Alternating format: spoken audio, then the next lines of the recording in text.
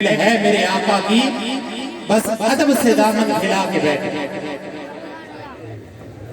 بس ادب سے دامن پھیلا کے بیٹھو۔ حاضرین محترم، ہمارے علاقہ کے مشہور معروف شخصیت جن کا تعارف میں ذرا سا نہ کرواؤں تو وہ کسی تعارف کے محتاج نہیں ہے۔ میری مراد جناب پیر طریقت، رہبر شریعت، منبع فیض و برکات، جگر گوشہ بطول، گل گلشن سادات، فخر سادات، نشانی اسلام، محترم جناب ڈاکٹر پیر سید ضیاء الحسنین شاہ صاحب تشریف فرما ہیں۔ میں ان سے گزارش کروں گا کہ وہ اپنے ایمان افروز بیان سے ہمارے قلوب و اذہان کو منور کریں۔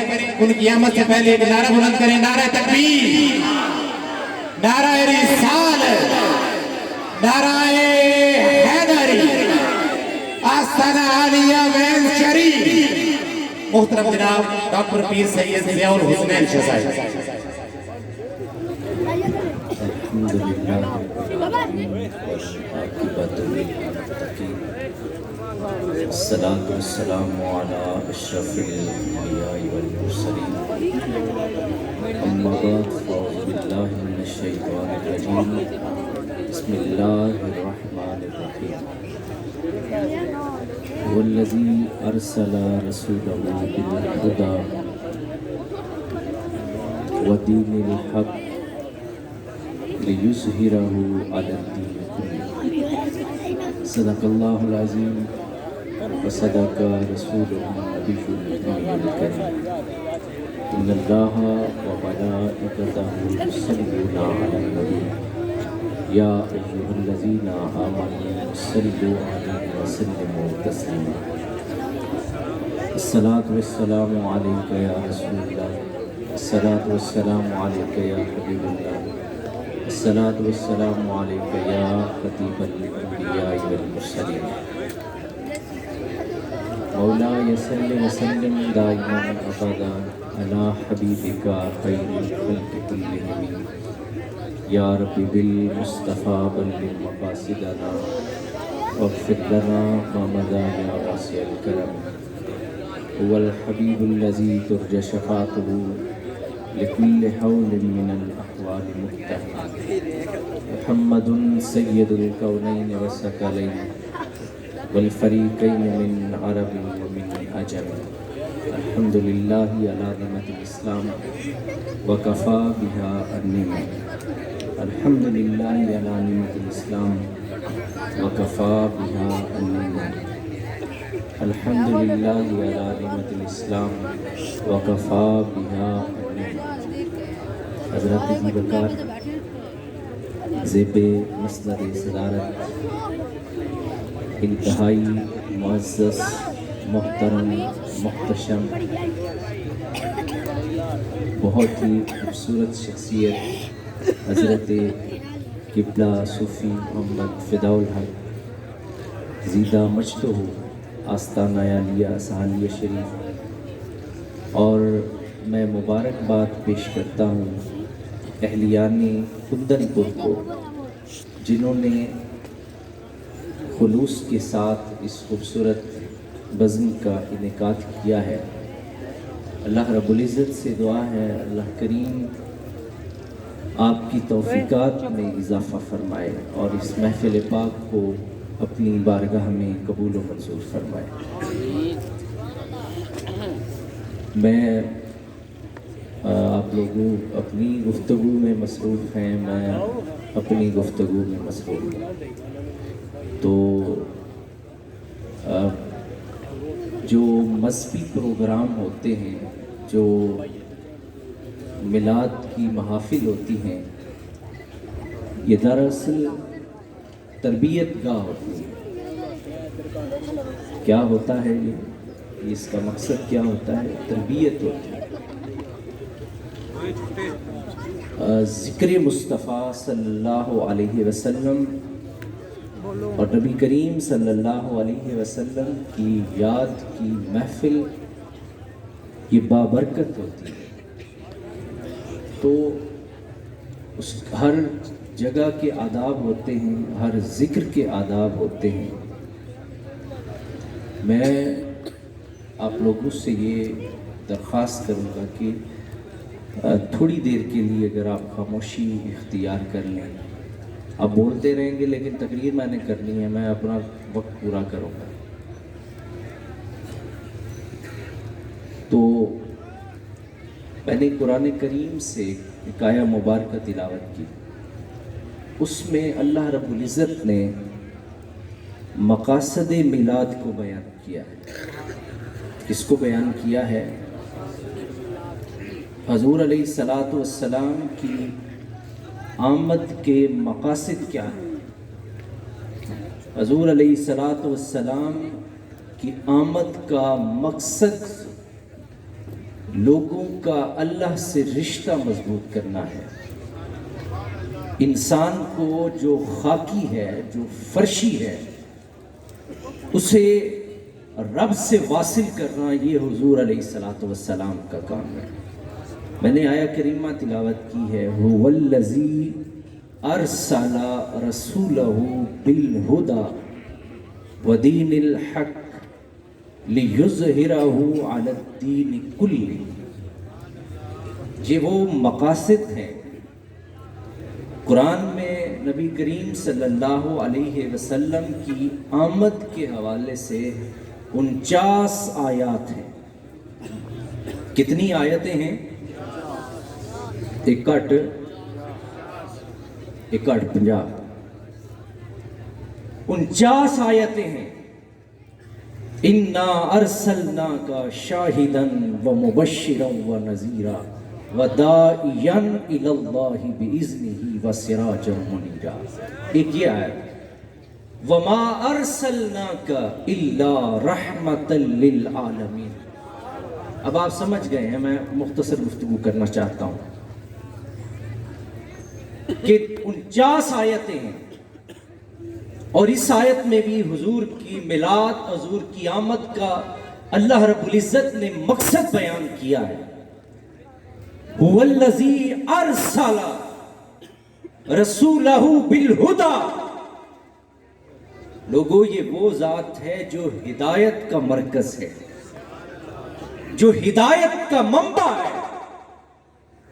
یہ وہ ذات ہے جہاں گمراہوں کو راہ مل جائے گی، جہاں پر محروموں کو عطا کر دیا جائے گا.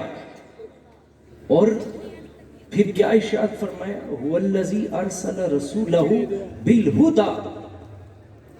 ہدایت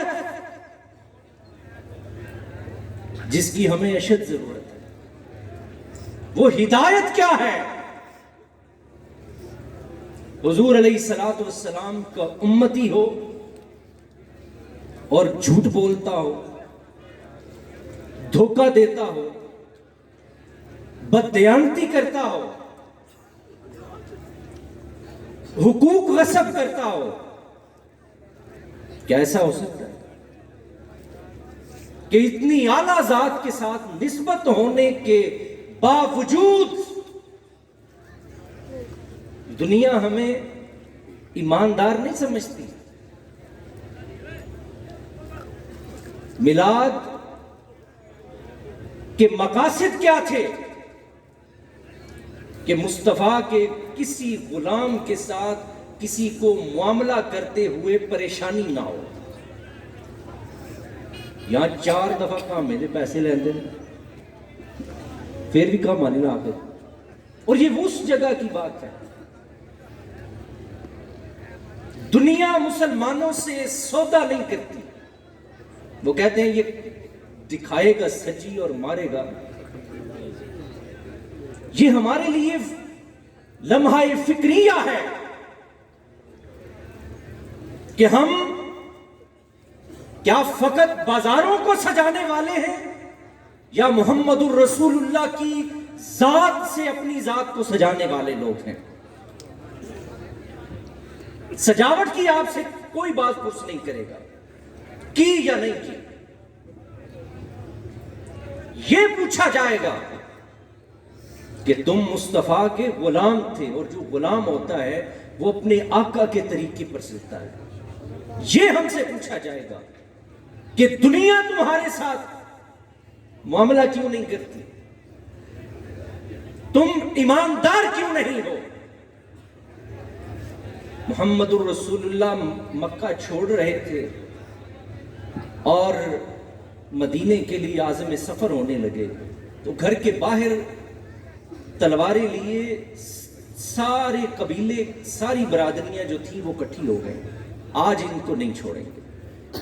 وہ سارے حضور کے در اقدس کے باہر تلواریں بے نیام لیے کھڑے تھے، اور اندر حضرت علی المرتضیٰ سے جو گفتگو ہو رہی تھی، ایسی گفتگو بھی آج تک اس زمین پر کسی نے نہیں کی ہو۔ حضور فرمانے لگے، علی وہ بندہ جو سامنے نظر آ رہا ہے اس کے پیسے میرے گھر پڑے ہوئے، یہ اس کی امانت ہے۔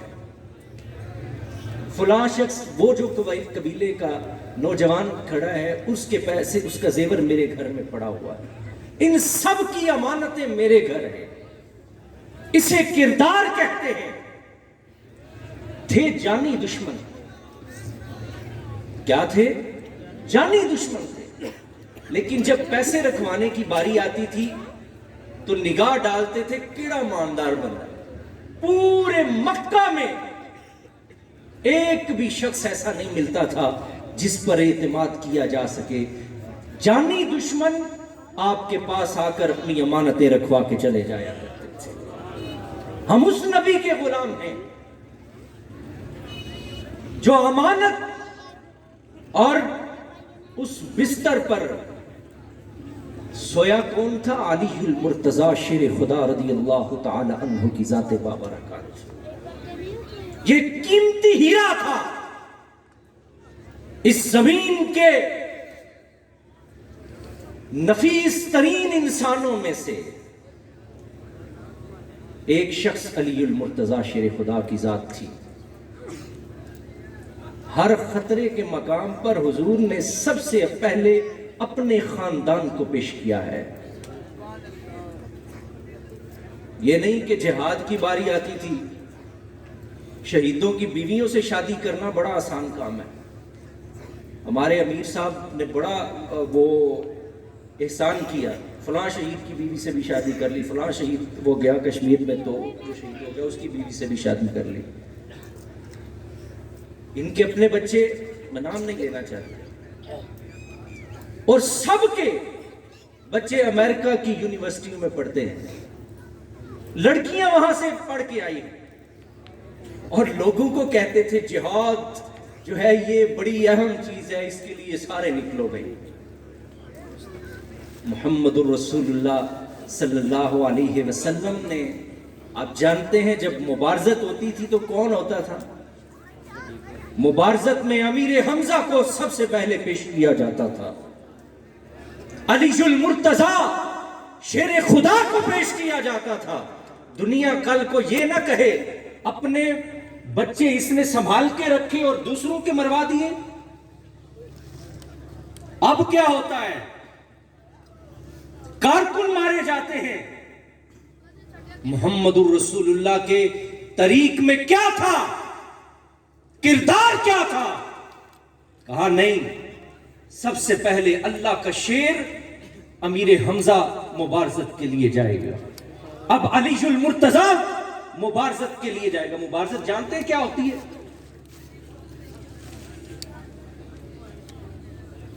میں اس محفل میں جب پہنچا تھا میری طبیعت بڑی خراب ہوئی تھی، اور مجھے شکوہ وہ پتہ نہیں کسی نے فرمائش کی تھی یا کیا کیا تھا،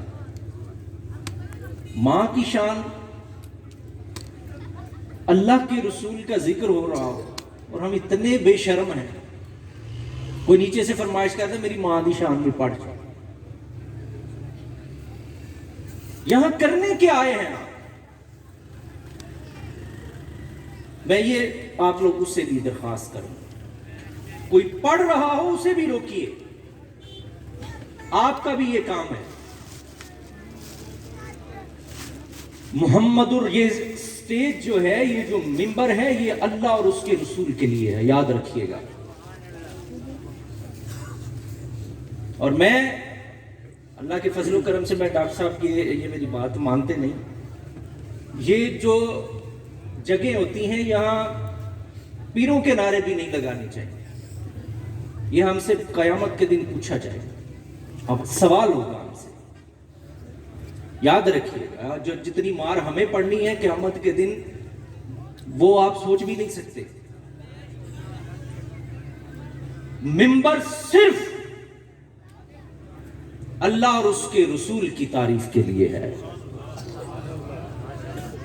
اور کسی کے لیے نہیں، یہ یاد رکھیے گا۔ اگر اللہ اور اس کے رسول کے ذکر سے ہٹ کر ہمارا تعلق ان بزرگوں سے ہے، وہ کہتے تھے واز کے بعد اللہ سے استغفار کر کے وہاں سے نکلنا، کہیں یہ نہ ہو تمہارے دل میں خیال آئے کہ میری تقریر سے لوگ بڑے خوش ہوئے تھے۔ اس پر بھی عتاب ہوتا ہے۔ عوامی خطیب کون ہوتا ہے؟ بھئی کوئی عوامی خطیب اس کائنات میں پیدا نہیں ہوا، سارے سرکاری خطیب ہیں۔ عوامی خطیب وہ ہوتا ہے جو عوام کی خواہش پہ تقریر کرے، اس کو کہتے ہیں کہ اس بات پہ زیادہ پیسے آئیں گے، وہ عوامی خطیب ہوتا ہے۔ اللہ رب العزت ہمیں اس چیز سے محفوظ رکھے، آپ کو بھی اللہ کریم اس چیز سے محفوظ رکھے۔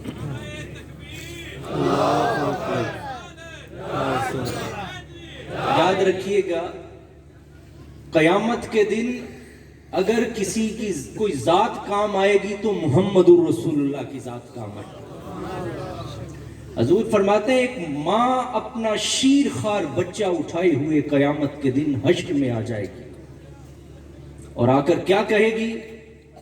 مولا اس بچے کو جہنم میں پھینک دے اور میری مغفرت کر دے، مجھے معاف کر دے۔ یہ ماں کا بڑا مقام ہے، اس میں میں ماں کی توہین نہیں کر رہا، نہ میں باپ کی توہین کر رہا ہوں، لیکن میں آپ سے یہ درخواست کر رہا ہوں کم از کم اس منبر رسول کو بخش دیجئے، اپنے شر سے محفوظ کر دیجئے۔ یہ بڑے غیرت مند رب اور بڑے غیرت مند نبی کا دین ہے۔ میری زندگی میں 2002 میں ایک سیاسی جلسے میں مجھے ایک سیاست دان تھا، میں اس کو آپ لوگ سمجھ گئے ہوں گے سارے، کافی لوگ آپ لوگوں میں موجود ہوں گے۔ میں نے وہاں اس کی تعریف نہیں کی تھی، میں نے صرف اس کے کام 2 گنوائے تھے جو اس نے کہا۔ میں نے کہا جی ایک کام انہوں نے ہمارے علاقے کے لیے یہ کیا، اور مجھے 10 سال جوتے پڑے تھے۔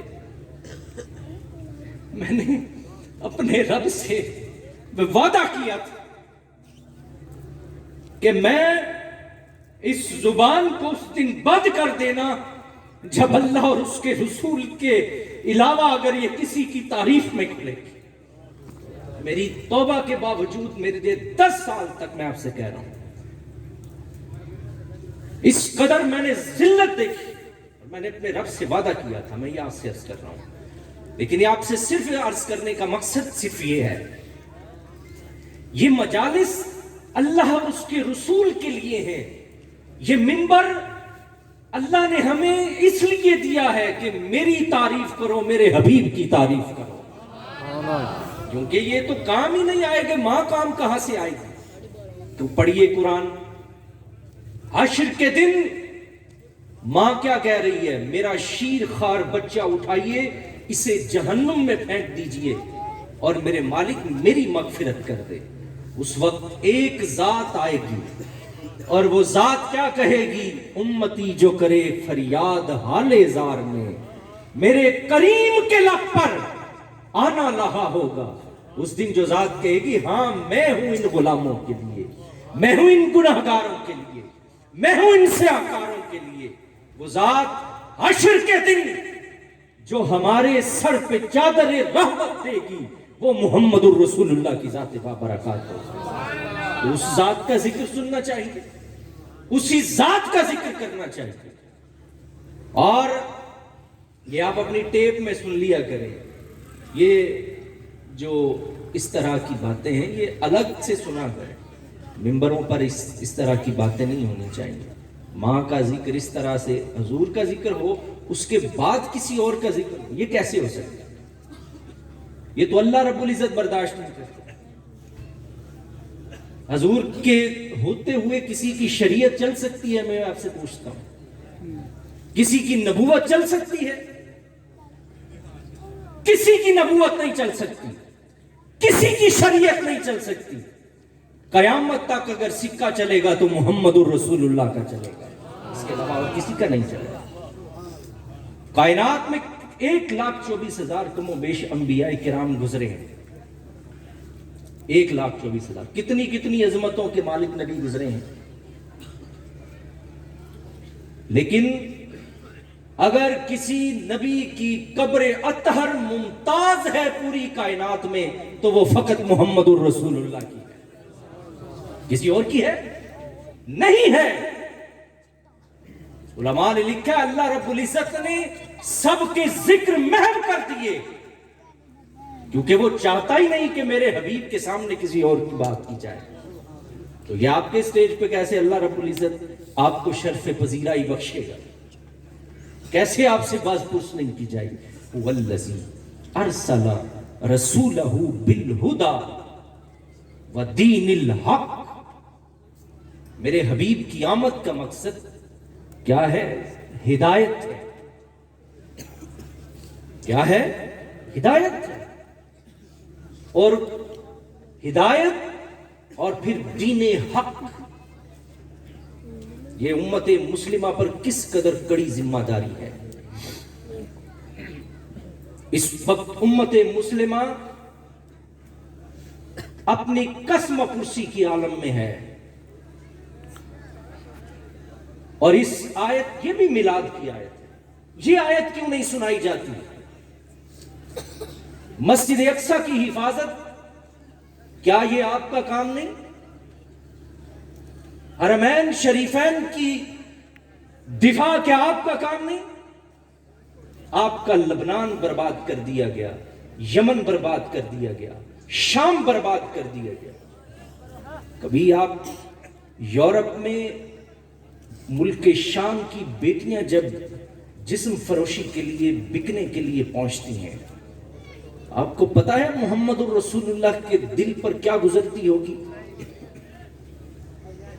اور اہل شام وہ ملک ہے, حضور نے اللہ سے دعا کی تھی, اللہم بارک لنا فی شامنا, میرے مالک میرے یمن کو, میرے شام کو برکتیں عطا فرما. یہ بھی میلاد ہے, حضور کے دین کا دفاع, یہ بھی آپ کی ذمہ داری ہے. والذی ارسل رسولہ بالہدی ودین الحق. فرمایا یہ تمہیں دین حق عطا کیا. اور کیوں؟ لیظہرہ علی الدین کلہ, تاکہ تمام ادیان پر اس دین کو غالب کر دیا جائے. تو یہ بھی میلاد کا پیغام ہے. جس دین کا غلبہ کرنا ہے اور اس دین کی حفاظت کرنی ہے, اللہ رب العزت جس جذبے کے ساتھ نوجوانوں نے, اہلیان کندن پور کے جو اس گاؤں میں موجود ہیں, لیکن کچھ ایسے لوگ ہیں جو بیرون ملک رہتے ہیں, تمام لوگوں نے اس پروگرام کے لیے, اور مجھے جہاں تک یاد پڑتا ہے ہمارے علاقے کے جو بڑے پروگرام ہیں ان میں سے یہ میں نے پہلا دیکھا ہے. میں یہ بالکل خوش آمد نہیں کر رہا, حقیقت آپ کے سامنے پیش کر رہا ہوں. تو جس اللہ رب العزت اس کو ہدایت کا باعث بنائے ہمارے لیے, اسے اللہ ہمارے لیے آخرت کو سنوارنے کا, اپنی زندگی کو سنوارنے کا باعث بنائے. میں نے وقت زیادہ لیا ہے, اس کے لیے میں معذرت خواہ ہوں. اللہ رب العزت آپ کو اپنے حفظ و امان میں رکھے. اللہ کریم آپ کے مال جان اولاد کی حفاظت فرمائے. اللہ کریم اس بستی پر اپنی رحمتیں, برکتیں اور اللہ کریم حفظ و امان میں رکھے. وآخر دعوانا ان الحمدللہ رب العالمین. حضرات قبلہ صاحبزادہ علامہ قبلہ پیر سید ضیاء الحسنین شاہ صاحب دامت برکاتہ الخصوصیہ, آپ نے بڑی فکر انگیز گفتگو کی ہے. بلا شبہ وقت کی ضرورت بھی ہے. اللہ آپ کی معروضات اپنے اور اپنے محبوب کی بارگاہ میں قبول و منظور فرمائیں۔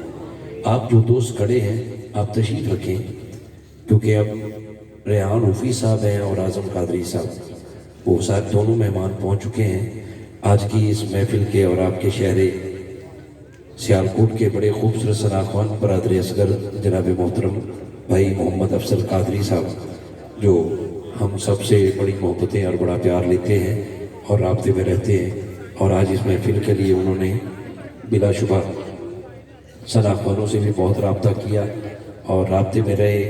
آج اس محفل میں ایک عمرے کا ٹکٹ ہے، مدینے جانا ہے، وہ بندہ بولے سبحان اللہ، جدا ارادہ ہے مدینے